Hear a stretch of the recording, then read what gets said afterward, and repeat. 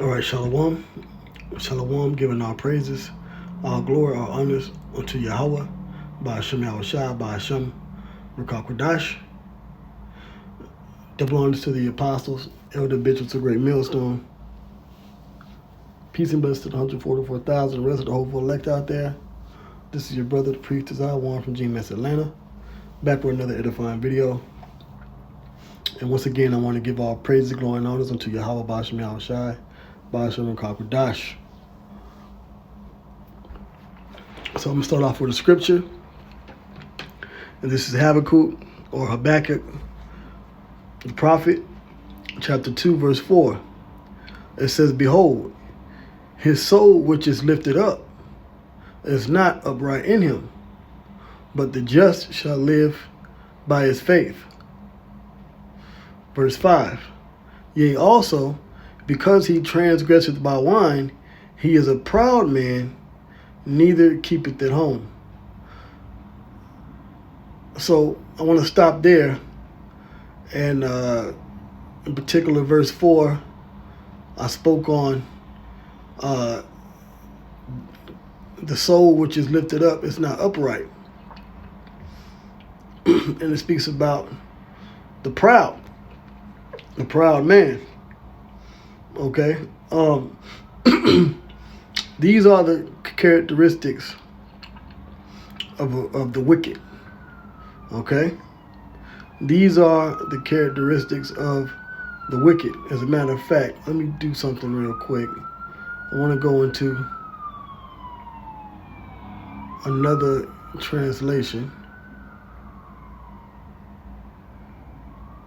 just so we can get a better understanding. Sometimes you have to go into these other Bible translations to get a better understanding of the verse. So let's get the proper one.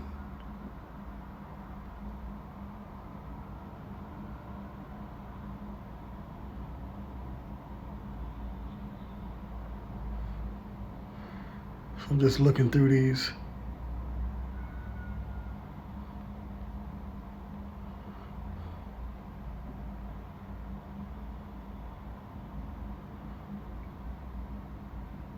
Okay, so let's go to the NIV. Okay? Let's read this in the NIV. And it says here, Habakkuk 2 and 4 in the NIV.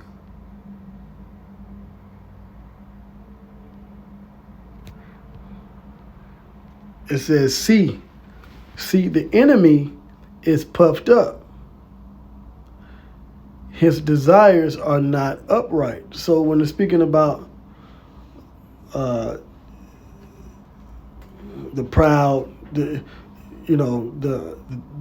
not upright. It's like I said, it's speaking about the wicked. It's speaking about the enemy. Okay? But the righteous person will live by his faithfulness. Okay? And this is speaking about the Edomites coming into power with their pride. But the righteous are the Israelites. Okay? Verse 5, it says, "Indeed, wine betrays him." That's his philosophies. Okay? When you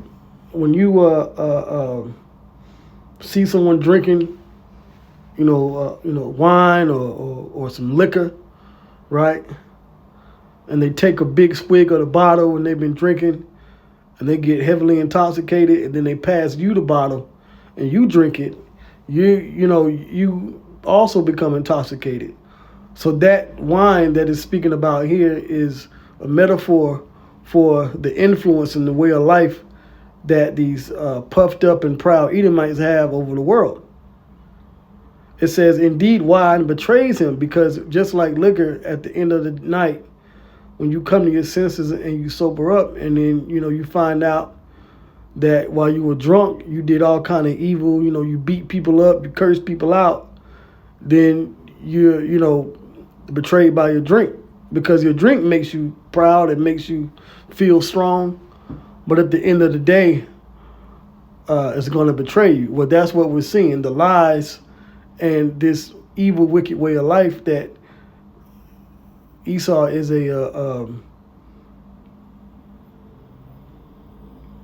a heavy influence over, is coming back to bite him in the ass. So it says, indeed, wine betrays him, which is his way of life, his philosophies. He is arrogant and never at rest, right? Also his ideologies, okay? His laws and so forth. He is arrogant and never at rest. Yeah, he's never at home. He's never at rest, okay? Because he is as greedy as the grave, and like death is never satisfied. And he is as death. That's why he brings war and destruction to every country he enters. You know, the main term that you can call these Edomites, or so-called white people that are Edomites, you know, because you have white people that are Israelites in other nations, but we're talking about the Edomites here. They are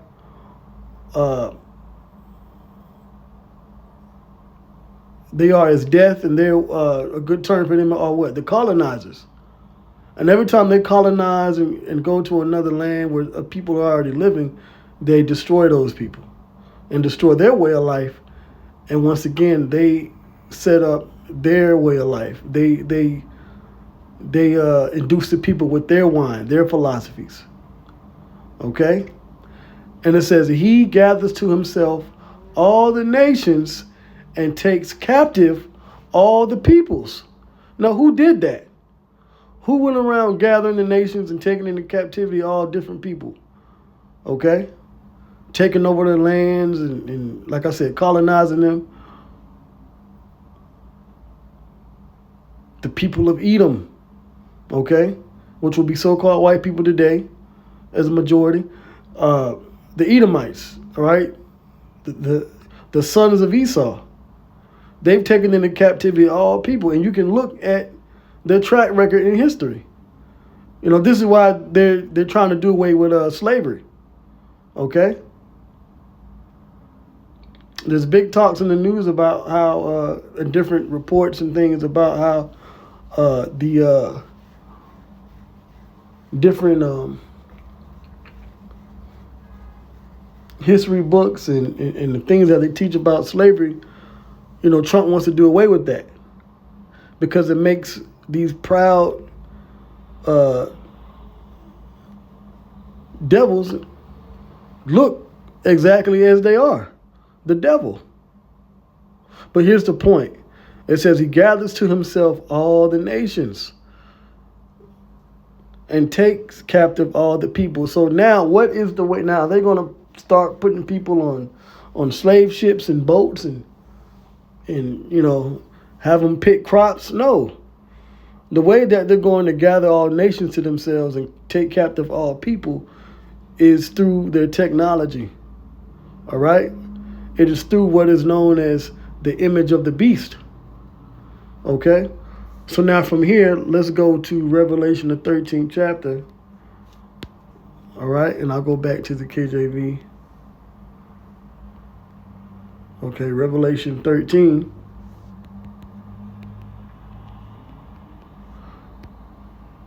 So this is pretty much what this lesson is about, is how they're how Esau and this system and these governmental powers, you know, run by Esau, how they're basically trying to take over the world. So this is Revelation 13 and 15. And he had power to give life unto the image of the beast. This he is the same he in Habakkuk, the 2nd chapter. All right. That proud, arrogant enemy, which we've identified as Esau, Edom, which are also known as the wicked. They have the power in the earth now, right? When you read Job 9 and 24, okay, hold on, let me get that precept. Job chapter 9. This is the book of Job, chapter 9 and 24. It says, the earth is given into the hand of the wicked. So ultimately, the Heavenly Father set these people up. He gave the earth to them based upon the prophecy and the blessing that Esau was given when you read Genesis, the 27th chapter. It says, the earth is given into the hand of the wicked. He covereth the faces of the judges thereof, which are the true judges, which the actual judge of the planet Earth is his brother Jacob, which are the Israelites. And if not, where and who is he? So if it's not, and once you do a process of elimination on who's ruling the planet Earth, which a famous saying is, you know who is in power by who you can't criticize, who you get in trouble for speaking against. If you come against America, these nations, they get sanctions put on them, all right, or they get invaded. Look at what Trump is doing with Venezuela and these different ships down there in South America. They're saying they're going after cartels, but reports are saying they're going after actually fishing ships, But that's just their MO. They are as death. Okay? So the earth is given into the hand of the wicked. All right? Now, who got the planet Earth? How do we know that it's talking about Esau? Well, let's go to the book of Genesis chapter 27. And this will be verse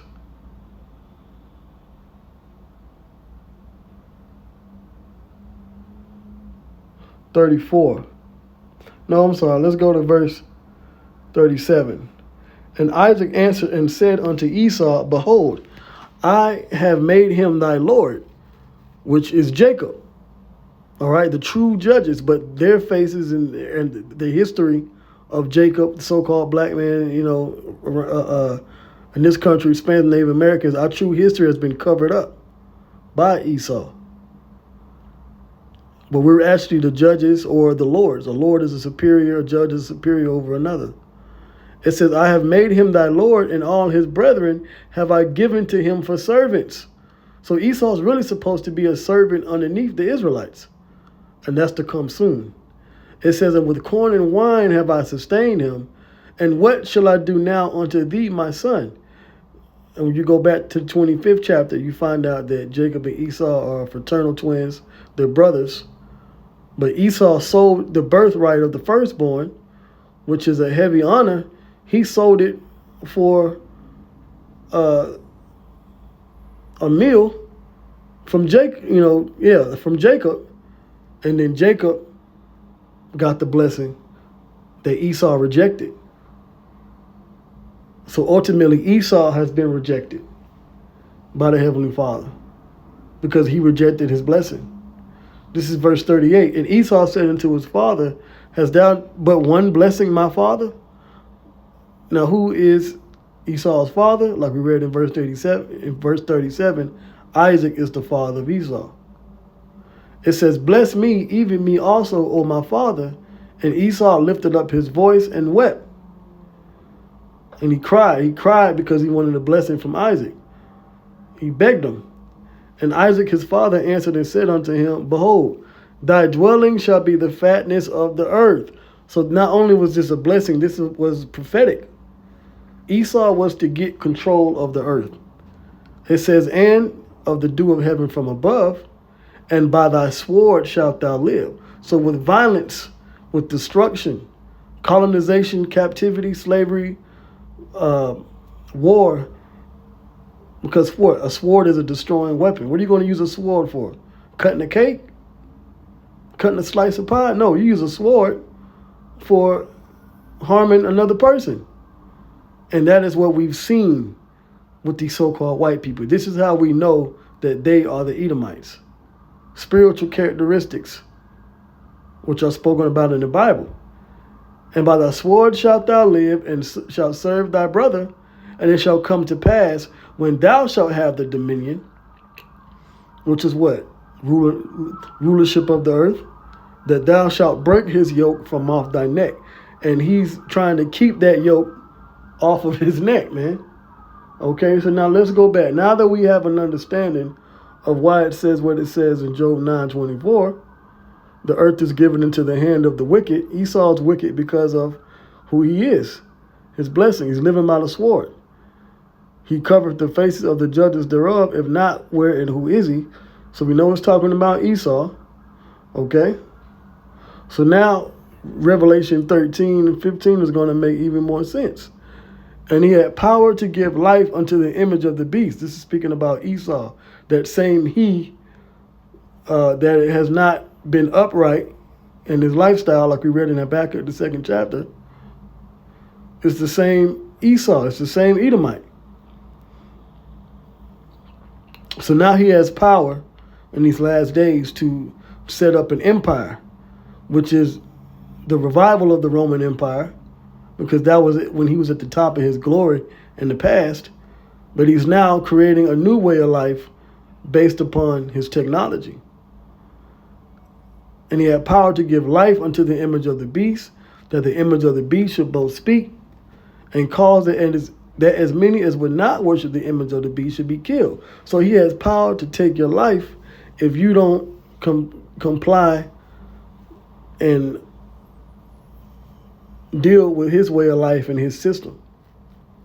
That's why what we are seeing in today's time, the digital ID emerging in the earth, and all different countries are setting it up. Okay, this is verse 16. And he calls it all, both small and great, rich and poor, free and bond. This coincides with Habakkuk, the 2nd chapter, where it says he gathered to himself all nations. All right, he takes into captivity all people. Or like it says in the KJV, it says he heapeth to himself all people. Because his blessing, his power is to take over the earth, but actually have everyone serve him. But he's doing it through wickedness instead of righteousness. It says, and he causeth all, both small and great, rich and poor, free and bond, to receive a mark in their right hand or in their foreheads. And that mark is a mark of ownership, which is what? Slavery, captivity. Okay? Which will be an actual implant under your skin, in your hand or in your brain. Okay? This is why we see companies not like Neuralink, which is headed up by, the head of that is Elon Musk. We're seeing people around the world, they're getting these biometric implants in their hands, and they're unlocking doors and, purchasing coffee and convenience items. They're purchasing tickets with their hands, with a swipe or a scan of the hand. People are already using this technology, which, according to Bible prophecy, is the mark. But the key point of this prophecy is they're going to be caused to take it. But how are they going to? How is this revival of Rome? How is this Edomite empire? How are they going to cause everyone to get it? Well, by setting up a system that everyone will have to register and be a part of as a necessity, which is why you're seeing different countries around the world do deals and get funding to change their government over to digital ID. Okay? Digital ID is the setup for the Motb. Verse 17, and that no man might buy or sell, save he that had the mark or the name of the beast or the number of his name. So you will not, like the Prime Minister of the UK recently said, you will not be able to work unless you have digital ID. So that's the same language that we see here written in Revelation 13 and 16, except the difference is they're doing it through the system first, biometric ID cards and so forth, which is going to be a lead up to actually getting the mark, which is an implant under the skin. So now I have this article up to back this up. Okay, many countries are setting this up. So this is out of Costa Rica. It says the GET Group, GET, revealed as the maker of Costa Rica's National Digital ID app. So now Costa Rica, this is from October 16, 2025, so last week. Costa Rica is also setting up the digital ID among other groups, among other countries, excuse me. It says here the details of how Costa Rica's national digital ID will work and the app built by the Git group. And it says Roxa that it is based on have emerged. So it says the Identidad Digital Costarricense, the IDC, launched in September. So digital ID began to be launched in September in Costa Rica, which the Costa Ricans are also Israelites. All right? They're of the tribe of Zebulun. And there's been a lot of focus this year, I'll say, on the northern kingdom of the Israelites, which the tribe of Zebulun is a part of. When you do your Bible history on the Israelites, you know that the kingdom of Israel was broken up into two, one in the north and one in the south, with 10 tribes. The majority of the Israelites were in the north. 3 tribes, Judah, Benjamin, and Levi, was in the south. Today, those people will be called Costa Ricans, Panamanians, El Salvadorians, and so forth. Those countries in Central America, where their government is setting them up with the digital ID, because that influence, that wine, that philosophy of Esau, because this is his technology, his image is being set up to this day, even amongst our people and other countries around the world. So it says it launched in September and complements the national ID card, the cedula, as a legal equivalent rather than a replacement. Because eventually the actual replacement is going to be, once again, the mark under the skin. The digital ID is activated with face biometrics and a PIN and intended to streamline everyday transactions. So it's all about what? Buying and selling. That's the key selling point of the prophecy. You know, the key point of the prophecy has to deal with buying and selling. It says facial recognition and the PIN are also used to access the ID, and it can be verified in real time through a companion verifier app. So different places around the world are setting this up. Okay, are setting up for the digital ID. So let me do this. Okay. Oh, no. Okay, so we have another country here. Okay. Another country. This is Bhutan or Bhutan. Okay. Let's look up where Bhutan is. I've heard this country before. I believe it's somewhere. Okay, I was thinking Europe, so it's in Asia. So Bhutan, a small independent kingdom in southern Asia on the southeastern slopes of the Himalayas, north of India. Okay, right, so it's not too far from Nepal, where they had the recent riots and protests at. So Bhutan, another country. Bhutan begins migrating self-sovereign digital ID to Ethereum. So they're also setting up digital IDs there, all over the world. Why? Because this is how Esau is heaping to himself all people and all nations. It says Bhutan has begun the integration of its national digital identity platform with the Ethereum. Ethereum is a digital currency. All right, with the Ethereum open source blockchain protocol, the kingdom announced this week on Instagram. The system started on Hyperledger's Indie distributed ledger and migrated to Polygon blockchain. So these are different, blockchain platforms for better security and performance just over a year ago. Bhutan's government tech agency held a hackathon with support from the Ethereum Foundation. Who's over the Ethereum Foundation? The Edomites. It says earlier this year to develop decentralized applications powered by the NDI. So you got Costa Rica, you got Bhutan, and I spoke on this a few days ago. These different countries, Vietnam, Albania, South Africa, they're all these different places around the world are setting up digital ID, which is a step closer to the Motb. So let me do this. Let me look up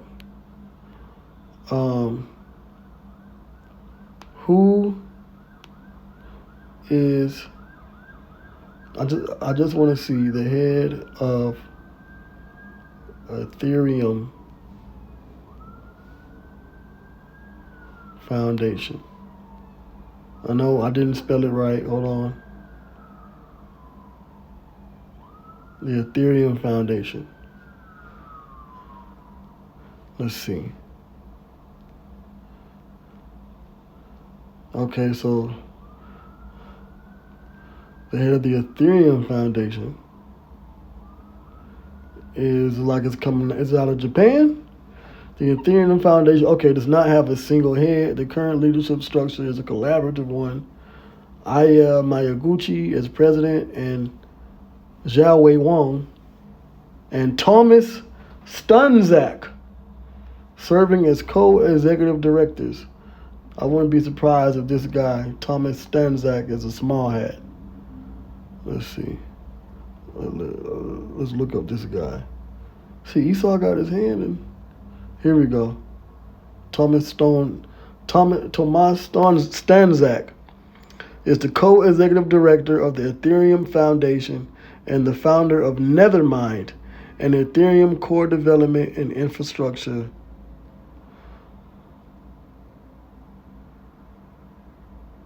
Okay, so this is the guy here. Like I said, Esau has his hand. See, even when you go into these top companies or these different foundational entities, who is going to be in the top rankings? Esau. Okay? Because they're in their heaven. They're in their kingdom right now. Okay?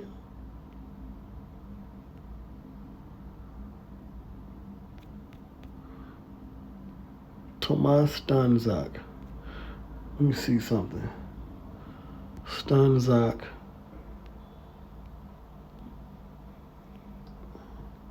Stanzak meaning Polish. Patronymic of Stanek, a pet form of the personal name Stanislav. Stanzak. It's a Polish name. And you have a lot of small hats among the people of Poland. Okay. So I just want to get the meaning. So yeah, so they got their hand in these top companies. Even though you go into these places and you look up the heads of countries and companies and so forth, and it might be of another nation. Which at the end of the day, these nations they do deals. They're in bed with Esau anyway to be in power. So it really don't matter. But we know when you're talking about digital ID and these tech companies and so forth, a lot of times you're going to see Esau at the top or part of the top. So that's what we have here. So now you got Bhutan. I mentioned about Costa Rica. Okay, all these countries are setting up digital ID. Okay? So let me look this up. How, I don't know who the hell that is. How many countries have or planning to have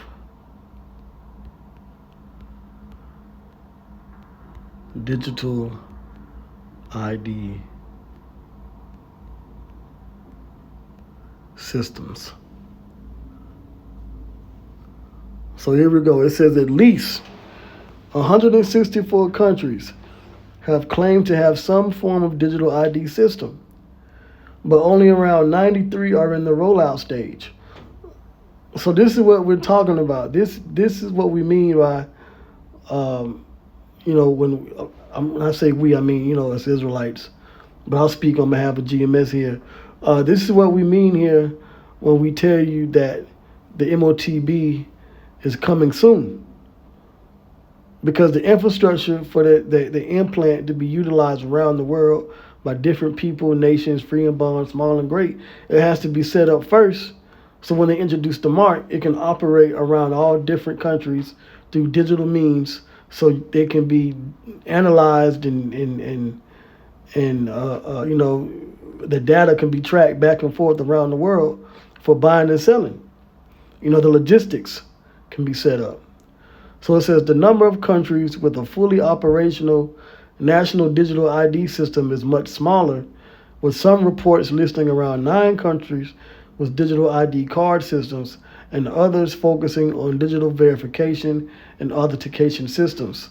Additionally, many countries are in the planning or early implementation stages.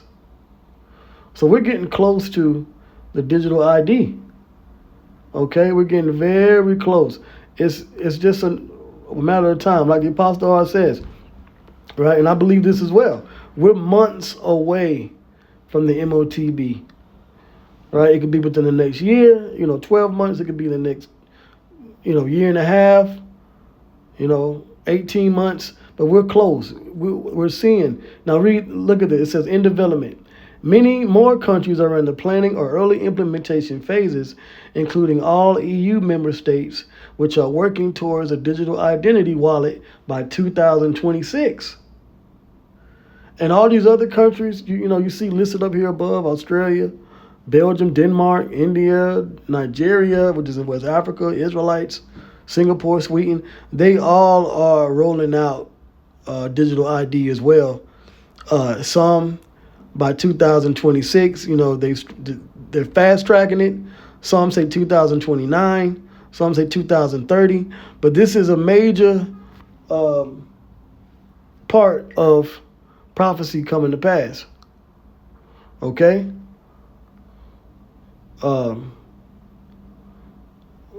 this is how, when you go back into the scriptures, we're seeing them begin to call all statuses of different people around the world to eventually get the mark. Okay? Heaping to themselves all people. All right? Gathering to themselves all nations. Okay, hold on. Let me go back and let me read this again. I'm gonna read this in the KJV version. I switched to the NIV, but I want you to listen to this in the KJV. So this is Habakkuk 2:5. Yea, also because he transgresseth by wine. Now we understand what the wine is speaking on, because I broke it down. He is a proud man. We know that the he is talking about Esau. All right, having the dew of heaven, the control of the earth. He is a proud man, neither keepeth at home. Why? Because he's went around the country with his sword, colonizing and destroying and putting into captivity different nations. Who enlarges his desire is hell, and is his death, and cannot be satisfied. So instead of just allowing people in their world and their countries to have their own sovereignty, no, he has to set up a system that he ultimately oversees as the ruler. That God complex. Okay? It says, but gathereth unto him all nations, and heapeth unto him all people. And how is he going to do that? Right? By this. The mark of the beast. So, with that, I'm going to close out. I hope this lesson was edifying. I hope you got a better understanding of what actually is happening with the digital ID system and how it ties into prophecy. We're close. We're a few months away. All right? From the Motb being mandated. Okay? First, the digital ID is a requirement. Then the mark, the implant, would be a requirement. And that's when we can definitely look forward to salvation from Yahweh Shai. So all praises goes once again. Hope you were edified. All praises goes to Yahweh, Ba'ashem Yahweh Shai, Ba'ashem Kakwadash. Shalom.